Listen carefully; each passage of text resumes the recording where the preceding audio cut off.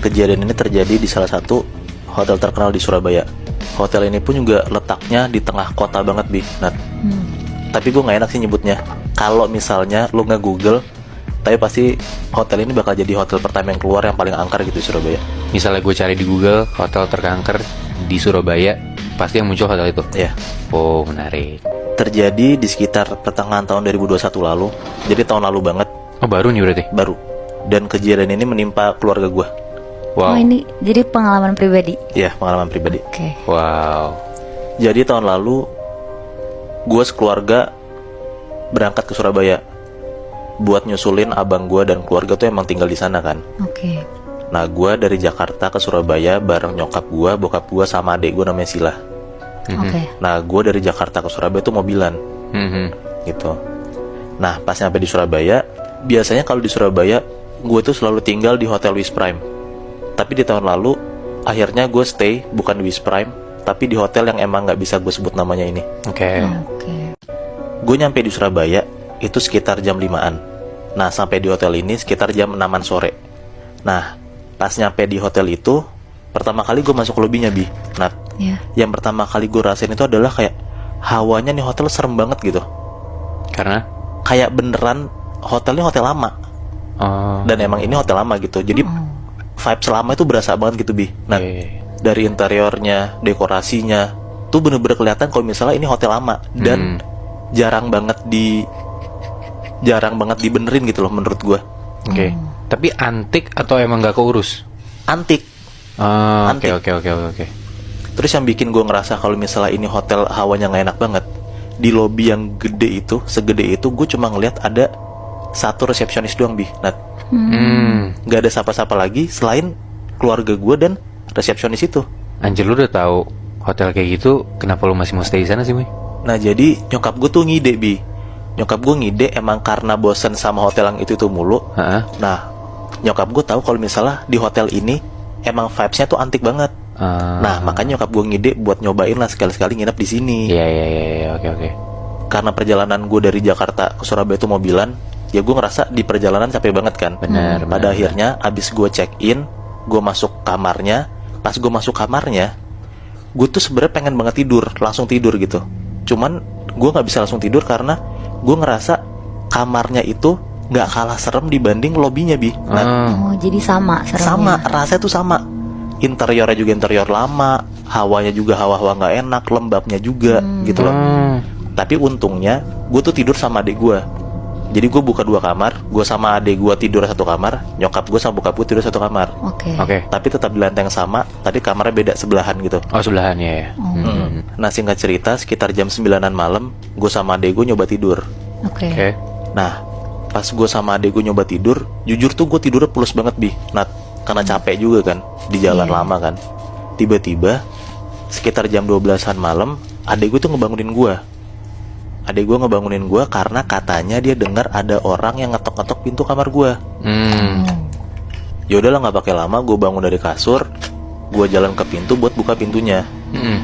Nah, pas gue buka pintunya, ternyata, Bi, Nat, yang gue lihat di depan pintu kamar gue itu kosong, Gak ada siapa-siapa. nggak ada orang sama sekali. Oke. Nah, gue mikirnya kayak apa gue salah lihat kali, karena gue juga baru bangun kan. Masih ngantuk gitu ya. Iya, dan gue juga mikir mungkin adik gue si Sila ini salah denger juga. Iya. Nah, yaudahlah, gue bilang langsung ke dia kayak gini, kayak, tuh Sil, nggak ada siapa-siapa kan gitu. Nah, adik gue bilang ada, tapi Sila denger tadi ada yang ngetok gitu.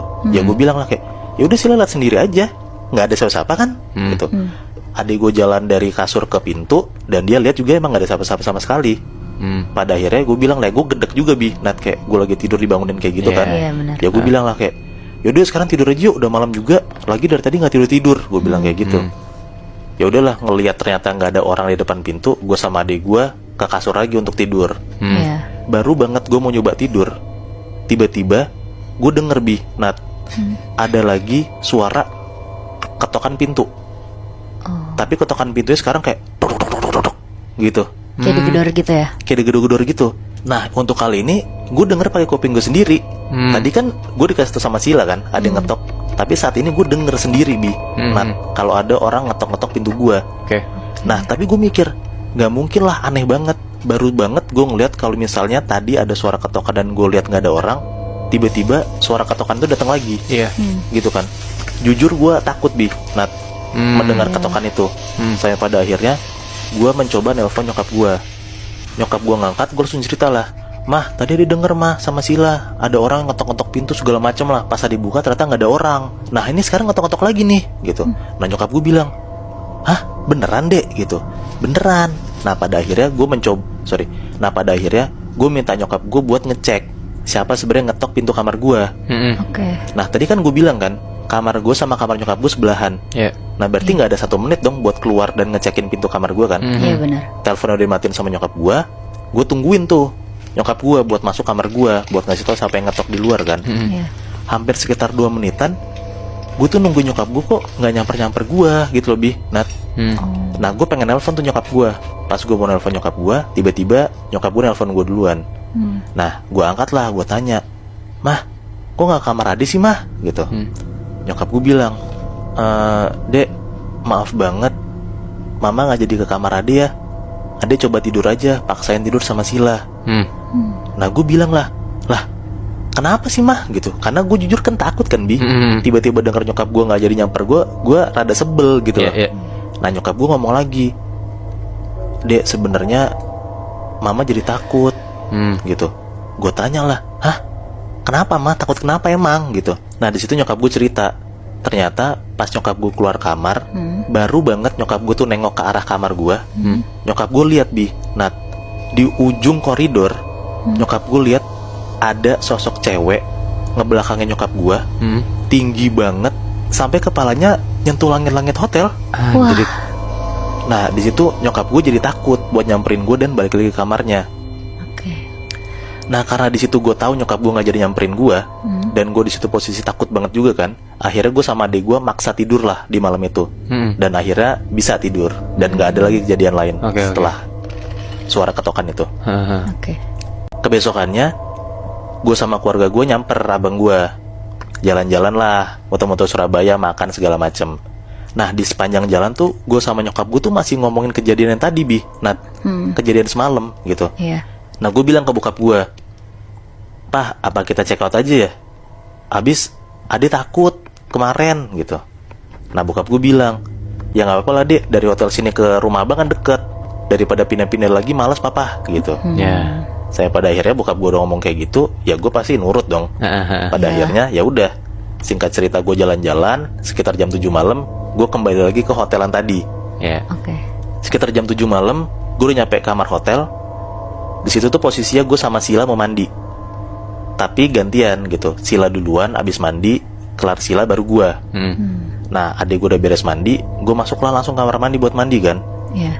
Nah pas gue lagi mandi, gue denger Bi, Nat, telepon kamar gue tuh bunyi mulu nggak berhenti. Kan gue di situ posisi lagi mandi kan. Ya gue teriak lah ke Sila, "Sil, angkat Sil teleponnya."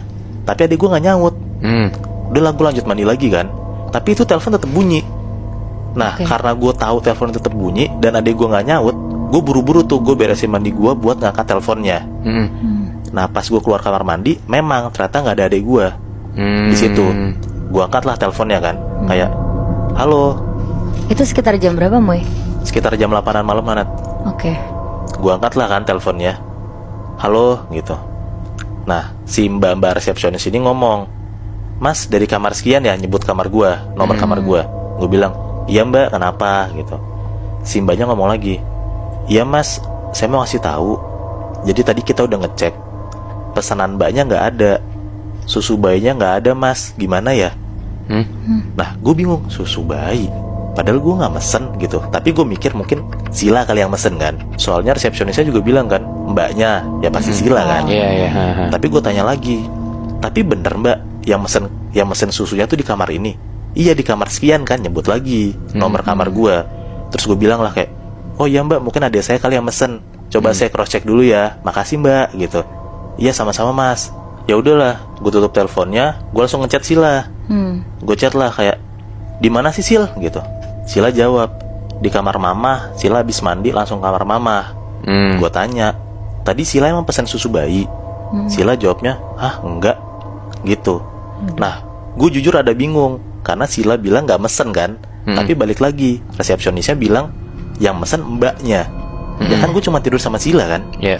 Nah tapi gue mikirnya ya mungkin mbaknya salah kamar juga kali. Bukan gue nelpon tapi ngiranya dari nomor gue. Iya. Dari kamar gue nelpon. Mhm.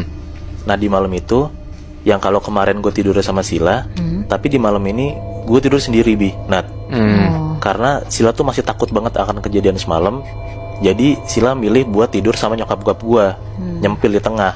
Iya. Jadi mau nggak mau gue tidur sendiri dong. Sejujurnya tuh gue juga takut gitu loh akan kejadian semalam. Makanya gue tidur pun aja sampai minta cewek gue video callan gitu loh. Iya, Nemenin gue tidur gitu. Nah sekitar jam 12-an malam, akhirnya gue bisa tidur. Nah tiba-tiba pas gue lagi tidur, gue kebangun karena gue ngerasa kasur gue tuh kayak goyang gitu Bi, Nat. Lo bisa bayangin nggak kalau misalnya ada orang yang baru duduk atau baru tiduran di kasur lo gitu. Pokoknya ada orang di sebelah lo lah. Bener. Pasti kasur lo geter dong. Iya, Apalagi iya. lo pertama tidur sendiri, ya kan. Nah posisinya tuh gue madep belakang, madep tembok. Jadi gue nggak tahu siapa yang ada di belakang gue gitu. Gue lanjut tidur lagi karena gue mikir ya mungkin itu Sila juga kali pindah kamar kan. Iya. Kamar gue lagi. Nah tiba-tiba Nat, Bi, untuk kedua kalinya gue kebangun lagi. Nah gue sekarang kebangun karena gue bisa denger dengan jelas banget di belakang gue itu ada suara bayi nangis. Anjing. Lu kebayang kan suara bayi nangis kayak gimana? Iya. Iya, iya. Itu yang gue denger malam itu. Wah. Nah jujur gue takut banget Bi, Nat. Ditambah lagi gue ngerasa di belakang gue ini, di kasur gue ada orang lain selain gue gitu loh. Iya, iya. Nah gue mencoba memberanikan diri buat nengok dan ngeliat siapa yang ada di belakang gue. Gue pelan-pelan nengok ke belakang gue dan akhirnya gue tahu siapa yang ada di belakang gue. Siapa? Ternyata di belakang gue ada kuntilanak lagi duduk di ujung kasur Anjing. dan kuntilanak itu ngegendong bayi. Bangsat. Oh, jadi Jadi- dia yang minta susu. Nah, gue tuh kepikiran karena itu juga gitu loh. Karena gue lihat ada sosok kuntilanak itu megang bayi, gue langsung kepikiran tuh kayak apa jangan-jangan nelpon dari kamar gue buat minta susu itu si kuntilanak ini. Iya. Di situ posisi gue takut banget Bi, Nat. Gue langsung buru-buru pindah ke kamar nyokap gue. Gue minta maksa tidur berempat nyempil karena sejujurnya gue udah nggak bisa tidur sama sekali. Iya. Apalagi gue harus tidur sendiri di kamar itu gitu loh. Udahlah, akhirnya malam itu lewat, gue tidur berempat nyempil satu kamar. Nah kebesokannya pas gue mau check out, kan barang-barang gue banyak banget ya bawaannya. Nah gue nelpon tuh orang buat ngebantuin gue ngangkat barang kayak helpernya gitu lah. Nah posisinya nyokap gue, adik gue, sama bokap gue tuh udah turun duluan. Nah gue sama si helper ini masih di atas buat ngangkutin barang. Oke. Nah pas lagi ngangkutin barang, masih di lantai yang sama ya di kamar gue juga itu, gue nanya sama bapak-bapak ini, kayak Pak, di sini tuh ada penunggunya ya? Nah di situ tuh bapaknya cuma diem doang Bi, Nat. Cuma nengok ke arah gue, melengos lagi, diem, ngatur barang lagi. Anjing. Oh.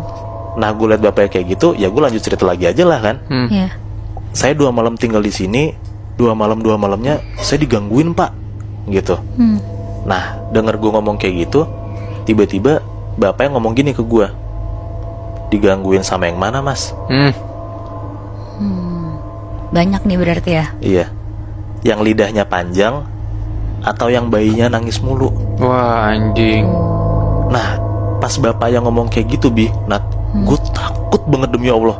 Gue takut banget karena ya kalau misalnya bapaknya bisa ngomong kayak gitu, sosok yang gangguin gue dan adik gue, si kuntilanak yang bawa bayi itu, ternyata emang udah pada tahu kan. Iya. Dan gue ngerasa gue diganggu sama penunggu di hotel ini.